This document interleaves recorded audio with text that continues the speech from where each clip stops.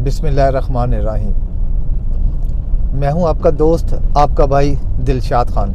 आप देख रहे हैं मेरा यूट्यूब और Facebook channel Pakistan politics with DK. जैसा कि आप जानते हैं कि पाकिस्तान में इस वक्त सियासी पारा फुल, आप कह लें कि सियासी सरगर्मियाँ, सियासी गहमा गहमी फुल अरूज पे है। सूरत हाल ये है कि इस वक्त मौजूदा हुकूमत जो साइफर के नतीजे में बनी, रजीम चेंज के नतीजे में बनी, जो हमारे इस मुल्क के जो ताकतवर इदारे हैं, बल्कि ताकतवर इदारा कहा जाए तो बेहतर होगा, उसने जो इन लोगों को, तमाम 14 जमातों को एल्फी लगा कर जोड़ के जो नेशनल गवर्नमेंट बनाई, उसने मुल्क का इकनॉमिकली कंडीशन का बहुत बुरा हाल किया हुआ है। आम इंसान की ज़िंदगी बहुत मुश्किल कर दी है। रोज़मर्रा मामलात और ज़रूरियात ज़िंदगी तक हासिल करना मुश्किल होता जा रहा है। मौजूदा हुकूमत इस वक्त इलेक्शन नहीं करवाना चाह रही। आपको भी पता है कि इमरान खान साहब ने KPK असम्बली और पंजाब असम्बली को डिज़ोल्व कर दिया और अकॉर्डिंग टू कॉन्स्टिट्यूशन 90 दिन के अंदर इलेक्शन करवाना ज़रूरी है। लेकिन मौजूदा हुकूमत इलेक्शन से मुख्तलिफ बहानों और हीलों के ज़रिए भाग रही है और इसको कभी सिक्योरिटी का नाम लेके और कभी फाइनेंशियल एमरजेंसी का नाम लेके इल्तवा का शिकार करना चाह रही है।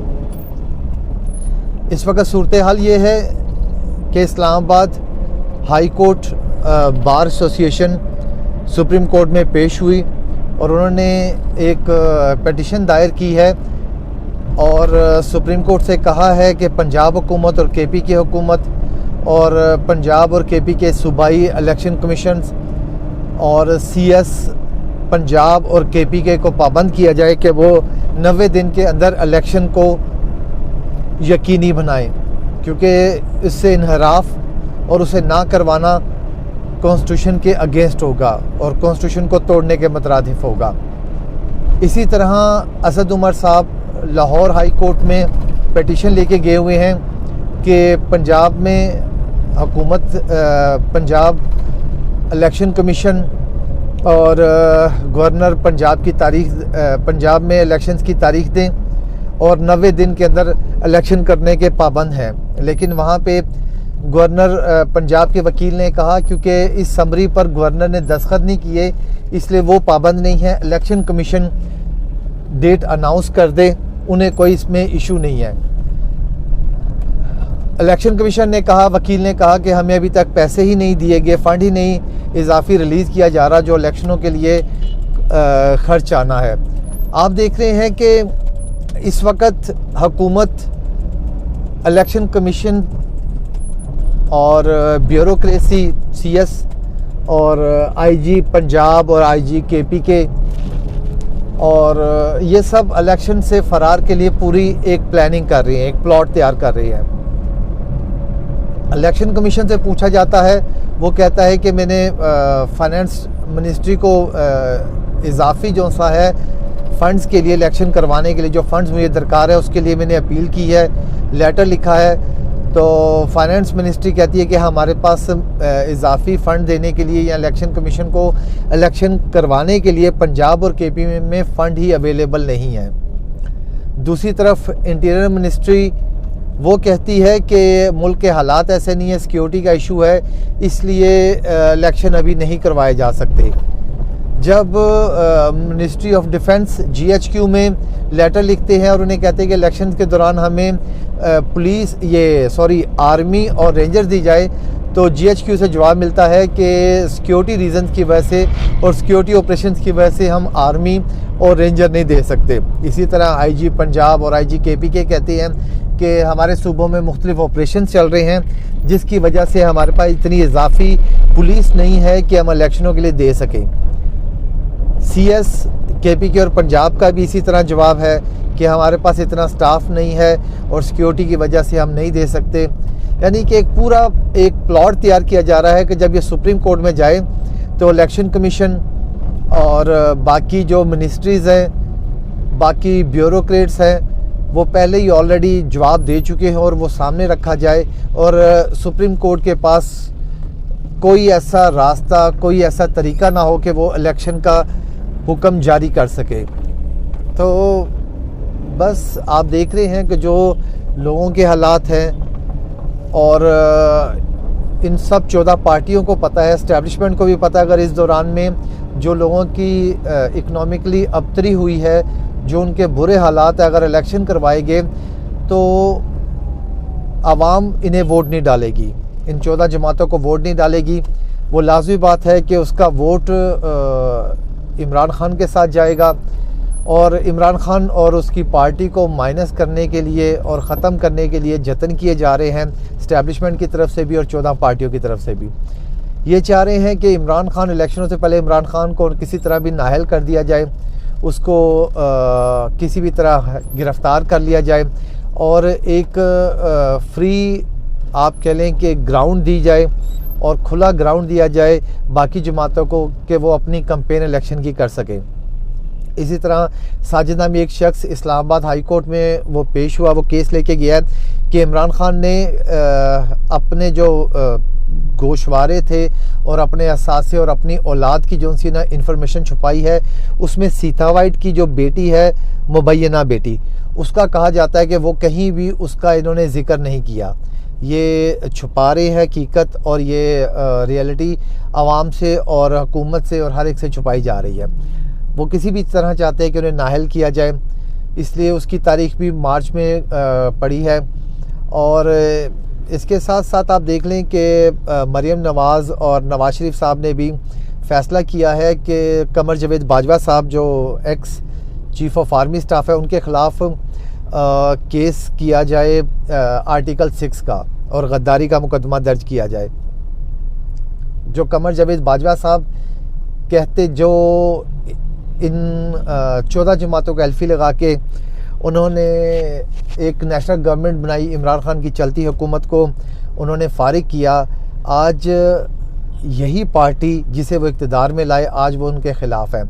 इनकी 2-3 वजूहात हैं। एक तो ये पार्टी चाह रही है कि इस वक्त कोई ऐसा बयानिया, क्योंकि जितना भी बयानिया वो लेके आ रहे पब्लिक उसे ऑन नहीं कर रही, वो चाह रहे हैं कि कोई ऐसा बयानिया बनाया जाए जिसे पब्लिक ऑन करे। इसलिए अब वो जजेस के ख़िलाफ़ और जनरल्स के ख़िलाफ़ बात करेगी। जनरल्स में कमर जावेद बाजवा साहब हैं, फैज़ हमीद साहब हैं। इसके अलावा जजेस में कहा जा रहा है कि मुबैना तौर पर साकिब निसार साहब हैं और 2 और जजेस हैं जिनके बारे में बात की जाएगी और बयानिया बनाया जाएगा इलेक्शन से पहले, क्योंकि अभी उन्हें बेचने के लिए उनके पास कोई चूरन नहीं है आवाम में इलेक्शनों से पहले।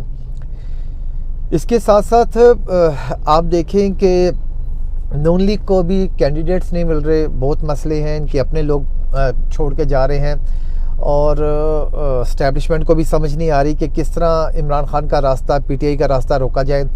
सुनने में आ रहा है कि एक किंग पार्टी बनाई जा रही है, क्योंकि शेख रशीद साहब को भी इन्होंने अरेस्ट किया, अभी तक उसकी बेल नहीं होने दे रहे। शेख रशीद साहब ने भी कहा इस दफ़ा जब तारीख पे आए तो वापसी पे उन्होंने कहा कि इमरान खान साहब को पैगाम पहुँचाएँ कि एक पार्टी तैयार की जा रही है जिसमें कह रहे कि जितनी देर का मुझे अरेस्ट किया, कोई इन्वेस्टिगेशन मेरे उस एफआईआर पे नहीं, बल्कि मुझे फोर्स किया जा रहा है कि मैं इमरान खान को छोड़ दूं और एक पार्टी हम बना रहे हैं उसमें आ जाएं। और इमरान खान को क्रॉस लगा दिया गया, इमरान खान और पीटीआई को दोबारा हुकूमत में नहीं आने दिया जाएगा। इमरान खान का रास्ता रोकने के लिए वो बता रहे हैं कि एक पार्टी तैयार कर रहे हैं, लेकिन मैं इमरान खान के साथ खड़ा हूँ। और इसी तरह जो पार्टी तैयार की जा रही, पीपल पार्टी, नून लीग हो, काफ लीग से भी, पीटीआई से भी और मुख्तलिफ जमातों से जोड़ के लोगों को यहाँ लाया जा रहा है उधर से तोड़ के, और ये पार्टी बनाई जाएगी। और मकसद यही है कि बस हुकूमत हमारे हाथ में रहे, जो नई हुकूमत बने इस पार्टी की हो और वो जिस तरह हम के वैसे मनोवन उस पर अमल करे। हालात मुल्क के अच्छे नहीं हैं। हमारे पास जो ज़र मुबादला के ज़खायर हैं 2.9 बिलियन डॉलर रह गए हैं। IMF का कल जो यहाँ मीटिंग थी वो सारी ख़त्म हुई, क्योंकि 31 जनवरी से लेके कल तक का ये इनका 10 दिन का जो सेशन था मीटिंग का वो ख़त्म हुआ। इसमें कहा जा रहा है कि बहुत सख्त शराइत उन्होंने रखी थी जिससे मनोअन उस पर अमल कर लिया गया है और मान लिया गया है उसे। और अभी वो वाशिंगटन जाएंगे, वहाँ वो रखेंगे, उसके बाद वहाँ से ही एलामिया जारी होगा IMF का। और तूफ़ान महंगाई का बहुत आएगा, बहुत बड़ा महंगाई का तूफ़ान आएगा जो आवाम की ज़िंदगी को अजीरन करेगा। इसी तरह और भी बहुत सी चीज़ें हैं कि जैसे कहा जा रहा है कि 4 से 5 जो कहा, इसके अलावा और भी बहुत सी चीज़ें हैं, जैसे कि आपको पता है कि लाहौर हाई कोर्ट ने जो 45 MNAs थे PTI के, जिन्होंने इलेक्शन कमीशन को भी कहा था कि हमने इस्तीफ़े नहीं दिए, हमारे इस्तीफ़े एक्सेप्ट रेजिग्नेशन ना किए जाएं, लेकिन उनके रेजिग्नेशन एक्सेप्ट किए गए। उन्हें हाई कोर्ट ने उनके रेजिग्नेशन जो ऑर्डर किया था, इलेक्शन कमीशन ने उसको कालादम करार दे दिया है और उनकी रुकनीत को बहाल कर दिया है। लेकिन जब वो असम्बली में गए तो असम्बली सेक्रेटरीट ने कहा, नेशनल असम्बली सेक्रेटरीट ने, कि जो आपके हाई कोर्ट का जब तक डिटेल ऑर्डर नहीं आता तब तक आपकी रुकनीत को वैसे बहाल नहीं किया जा सकता। अभी तो सिर्फ ऑर्डर मुअत्तल किया है इलेक्शन कमीशन का, और जो वहाँ पे नेशनल असम्बली और सेनेट का मुश्तरका इजलास था जारी था, उसे भी गैर मुअय्यना मुद्दत के लिए ख़त्म कर दिया गया है।